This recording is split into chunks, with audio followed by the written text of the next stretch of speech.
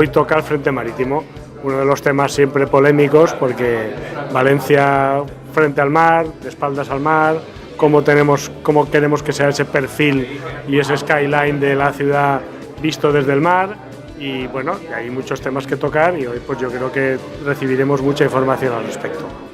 Históricamente siempre se ha dicho que Valencia vive de espaldas al mar, y desde el Gobierno municipal nos hemos propuesto romper con esa premisa y girar por fin Valencia al mar para que miremos hacia una de las zonas que creo que deben de ser en el futuro de la ciudad de Valencia, un polo del nuevo desarrollo económico, urbanístico y social de la ciudad. Poder captar talento, la zona también de emprendimiento, de formación,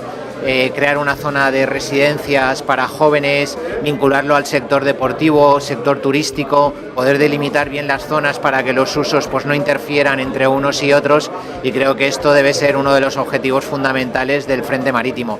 Valencia necesita tener un frente marítimo, es decir, es una ciudad fluvial que lleva siglos siéndolo, y en este momento que la competencia entre ciudades es tan importante, el disponer de un litoral como el nuestro, con una playa como la nuestra, requiere que la ciudad de alguna manera viva más ese litoral.